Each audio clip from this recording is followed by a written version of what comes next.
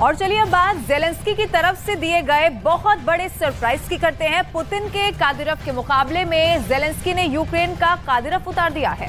Zelensky का Kadyrov ज्यादा खूंखार बताया जा रहा है।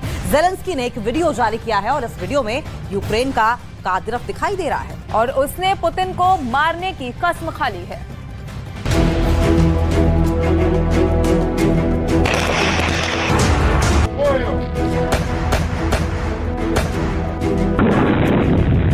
Господь, Отець наш Небесний, благословіть.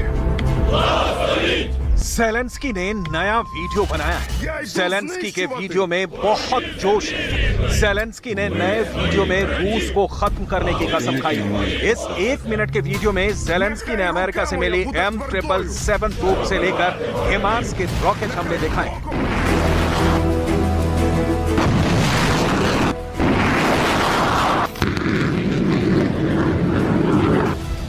ज़ेलेंस्की ने बहुत ही घातक माने जाने वाले स्नाइपर अटैक से लेकर जर्मनी से मिले बहुत ही खास लेपर्ड टैंक की बमबारी भी दिखाई।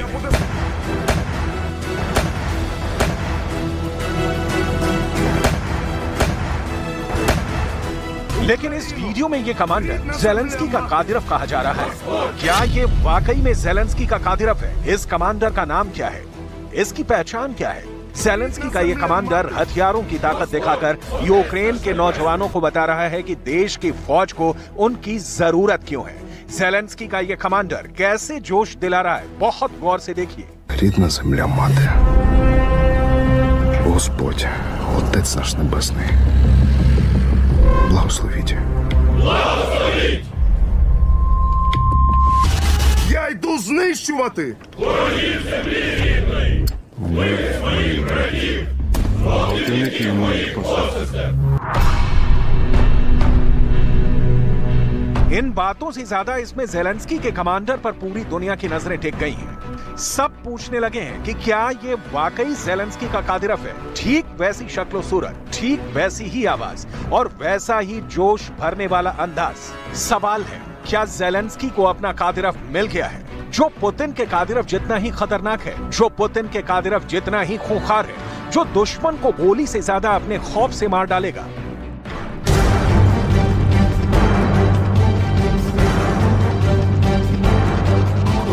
इस कमांडर का नाम क्या है? इस कमांडर की बातों को कैसे यूक्रेन के सैनिक दोहरा रहे हैं? इस कमांडर में ऐसा क्या जादू है कि यूक्रेन के फौजी अब अपनी जान की बाजी लगाने के लिए तैयार हैं?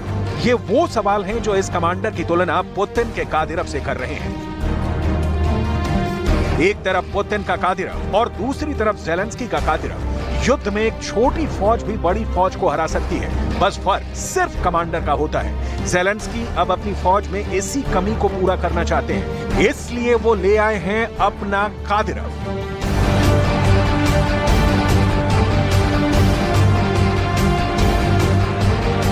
ज़ेलेंस्की का कादिरफ यानी यूक्रेन की फौज का ये कमांडर बता रहा है कि कैसे रूस की सेना ने उनके देश पर कितना जुल्म किया है। बुचा से लेकर मारियोपोल और बखमूत के हमलों की याद दिलाई जा रही है और फिर बहुत जोश के साथ बदला लेने का इरादा। ये ज़ेलेंस्की का नया माइंड गेम है। Нехай рука моя буде твердою, щоб вбивати ворогів. Нехай око моє буде ясним, щоб вбивати ворогів. Нехай зброя моя буде справною, щоб вбивати ворогів. Нехай воля моя буде сталь, щоб вбивати ворогів.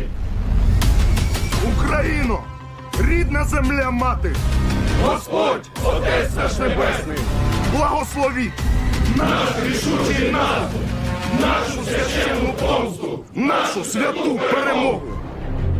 ज़ेलेंस्की नए फौजियों की भर्ती करना चाहते हैं। ज़ेलेंस्की नई फौज बनाना चाहते हैं। ज़ेलेंस्की बखमूत के बाद दूसरे मोर्चे को बचाना चाहते हैं। सवाल है कि आखिर यूक्रेन को ऐसा वीडियो जारी करने की नौबत क्यों आई? इसे ज़ेलेंस्की की नई ताकत समझा जाए या फिर ज़ेलेंस्की की बहुत बड़ी कमजोरी? क्योंकि यूक्रेन में कई मोर्चों से छन छन कर आने वाली रिपोर्ट अक्सर सच कम और झूठ का पुलिंदा या कहें कि प्रोपेगेंडा ज्यादा होती है। इसलिए सही और पुख्ता आंकड़े जानना बहुत जरूरी है।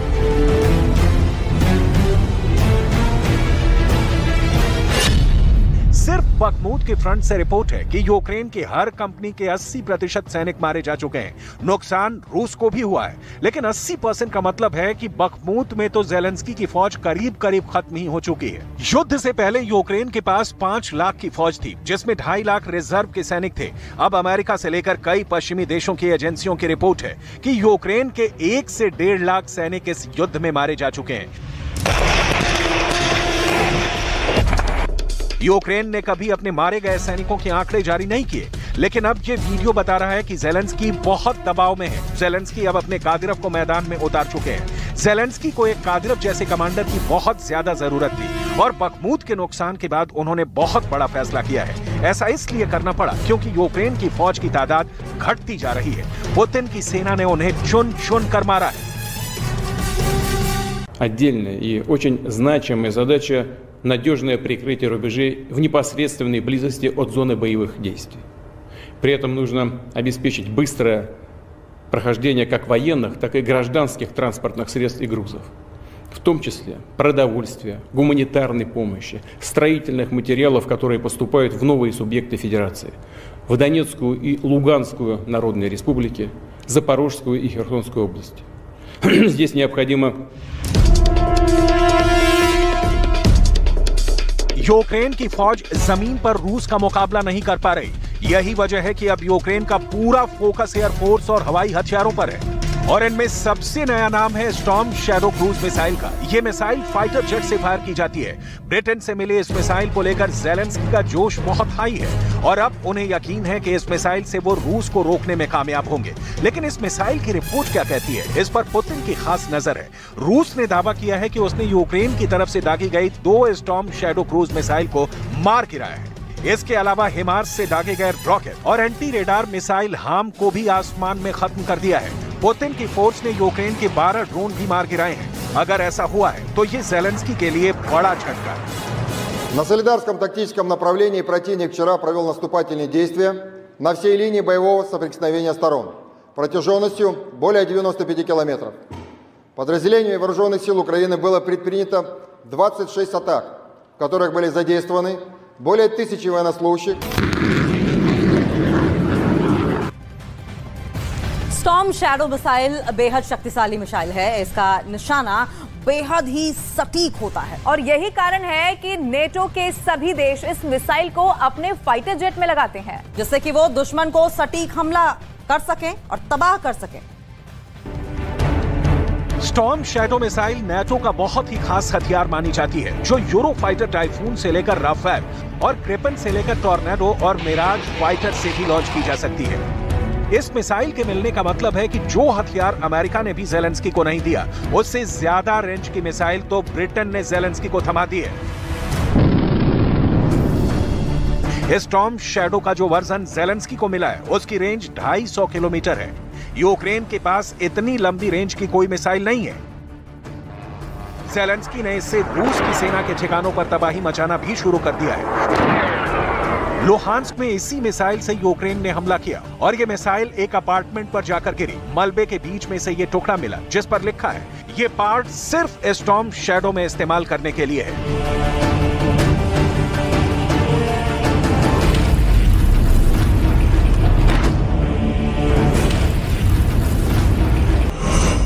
एक स्टॉर्म शैडो की कीमत 23 करोड़ रुपए है, लिहाजा ये बहुत ही महंगी मिसाइल है और इसका टारगेट भी बहुत खास होना चाहिए। लेकिन यूक्रेन इसको सही तरीके से अब तक इस्तेमाल नहीं कर पाया है, जिसमें उसने रूस के किसी बड़े हाई वैल्यू टारगेट को उड़ाया हो। यूक्रेन का दावा है कि रूस इस मिसाइल से घबरा गया है, लेकिन क्या यह वाकई सच है? स्टॉर्म शैडो लंबी दूरी की क्रूज मिसाइल जरूर है, लेकिन रूस का दावा है कि वो इसे इंटरसेप्ट करने में कामयाब रहा है।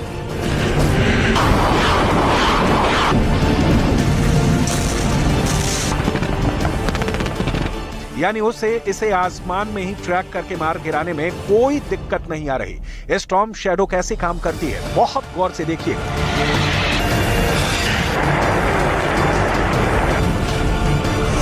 स्टॉर्म शैडो मिसाइल को यूक्रेन सुखोई 24 विमान से फायर कर रहा है। सोवियत दौर के इस विमान को इससे लैस किया गया है।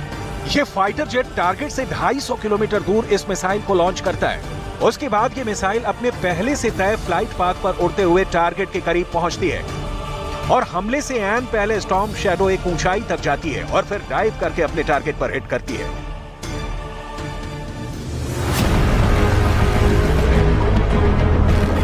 इस मिसाइल की डिलीवरी में कोई ब्रेक ना लगे, इसे पक्का करने के लिए खुद ज़ेलेंस्की ब्रिटेन गए और साथ में कई और हथियारों की डिमांड की। देखा जाए तो हथियारों को लेकर ज़ेलेंस्की की ये बेकरारी सिर्फ ब्रिटेन से ही नहीं है। ज़ेलेंस्की तो पुतिन को हराने के लिए पूरे यूरोप और नाटो से हथियार मांग रहे हैं।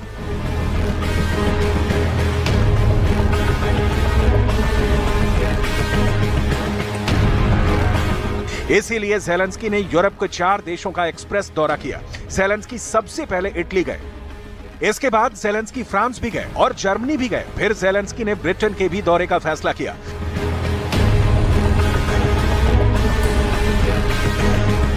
हालांकि इस दौरे से पहले ही ज़ेलेंस्की को स्टॉर्म शैडो मिसाइल मिल चुकी थी और अब तक ज़ेलेंस्की इस क्रूज मिसाइल से कुछ खास नहीं कर पाए। अब देखिए, ज़ेलेंस्की को जर्मनी से मिली तोप का खतरनाक रूप। रूस के ठिकानों से आग के गोले बरसाती ये है जर्मनी की सबसे भरोसेमंद आर्टिलरी। नाम है PZH-2000। जर्मनी की ये तोप यूक्रेन में रूस की फौज पर कयामत बनकर टूट रही है। ये बखमूत का वो बचा खुचा इलाका है जहां ज़ेलेंस्की की फौज अब भी मौजूद है और यहां जर्मनी की इस तोप ने रूस के आगे घुटने टेकने से इनकार कर दिया है। ये तोप 1 मिनट में 155 mm के 9 गोले दाग सकती है। इसकी फायरिंग रेंज 36 किलोमीटर है, जबकि PZH-2000 को एक जगह से दूसरी जगह ले जाना काफी आसान है, क्योंकि ये टैंक नुमा कैरियर पर माउंट करके बनाई गई है। Любое оружие сейчас нам нужно, в любом случае. И плохого оружия нет, если оно убивает твоего врага. Это однозначно. Чем хорошее? Высокоточная, скорострельная, мобильная.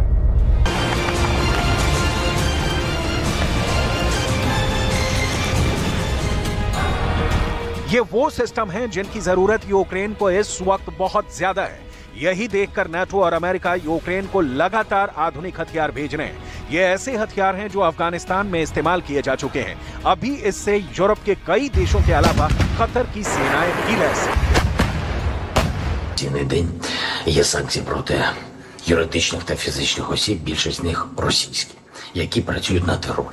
Загалом 220 компаній та 51 фізична особа. Це підприємства ВПК та дотичні російські компанії, підприємства, що обслуговують війну, і особи, через яких відбувається управління.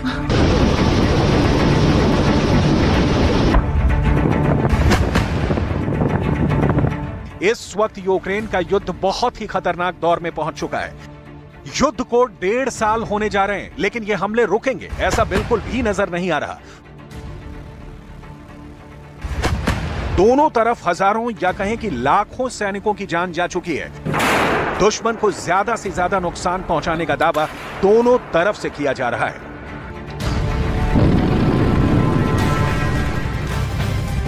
और पुतिन ने कीव पर अब तक की सबसे खतरनाक बमबारी कर दी है। पुतिन ने ड्रोन का भी इस्तेमाल यहां पर किया है। पुतिन ने क्रूज मिसाइल भी फायर की। ये सब पुतिन ने इसलिए किया क्योंकि उन्हें ज़ेलेंस्की के पास बहुत ही खतरनाक हथियार के बारे में पता चल गया है। अब पुतिन इन हमलों के जरिए ये देखना चाहते हैं कि ज़ेलेंस्की का जवाब कैसा होगा।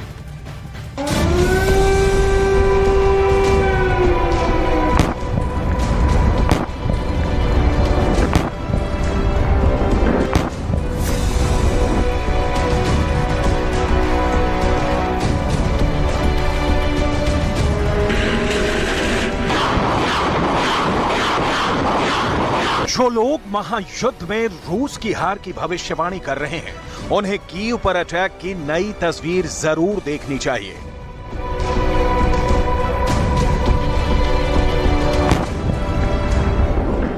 कीव के किले को ज़ेलेंस्की के बंकर समेत टारगेट किया जा रहा है।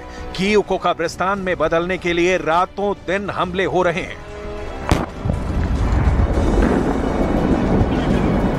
जिन्होंने बखमूत के विनाश की तस्वीरें देखी हैं, जिन्हें कीव पर हमले की रफ्तार, उसकी फोर्स समझ में आएगी तो अचंभे में पड़ जाएंगे। पुतिन यूक्रेन के संपूर्ण नाश की कैसी स्क्रिप्ट तैयार किए बैठे हैं। जिन लोगों के दिमाग में ये बात चल रही है कि पुतिन नाटो के हथियारों के सामने कमजोर पड़ रहे हैं, उन्हें कीव पर हमले की इनसाइड स्टोरी समझनी चाहिए, क्योंकि ये हमला सिर्फ कीव को जलाने के लिए नहीं किया गया।